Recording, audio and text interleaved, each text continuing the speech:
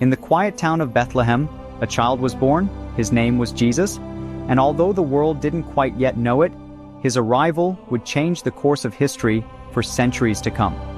Suddenly, a bright light shines through a window that pans outside to reveal 3 wise men approaching the house. Their faces are filled with reverence. They kneel in front of the baby, offering gifts of gold, frankincense, and myrrh.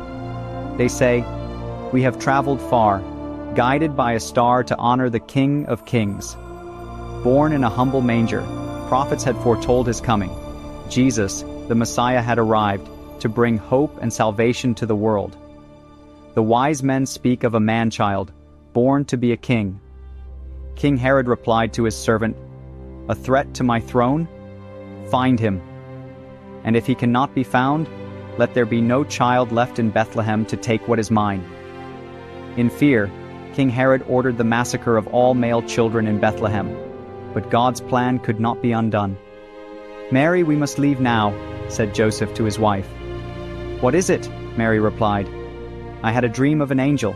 Herod seeks to take our child's life. We must go to Egypt." Joseph gathers all of their few belongings. Mary clutches baby Jesus tightly, and they slip away into the night, fleeing Bethlehem as the massacre unfolds behind them. Years later, 12-year-old Jesus stands in the temple surrounded by teachers and scholars. He debates passionately, his voice calm, yet commanding.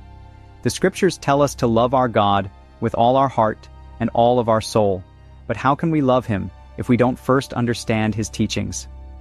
"This boy, how does he know such things?" they replied. Even as a boy, Jesus possessed a wisdom that astonished all who saw him. But his true journey would not begin until many years later. Jesus, now 30 years old, walks along the shore. He approaches Peter and Andrew, who are casting their nets into the sea.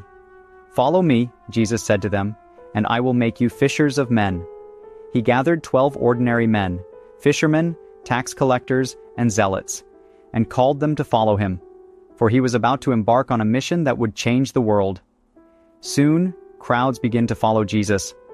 One night, in the temple, the chief priests and Pharisees huddle together in a dark corner plotting, their faces grim with envy and fear. "This man is a danger to all we hold dear. His influence grows daily. We must stop him." Judas enters the room, his head held low. "What will you give me if I hand him over to you?" says Judas to the priests and Pharisees. They place 30 pieces of silver into Judas's hands. Judas was to betray Jesus, but not all of Jesus' other followers followed with a pure heart. Betrayed by one of his disciples, Jesus was handed over to the authorities. Jesus later hangs on the cross, bruised and bleeding. A crowd watches, some cheering, others weeping. Jesus wears a crown of thorns, struggling to lift his head. His eyes filled with both pain and love, says, "Father, forgive them, for they know not what they do." Mary, standing at the foot of the cross, sobs quietly. The sky darkens, and a powerful silence falls over the scene.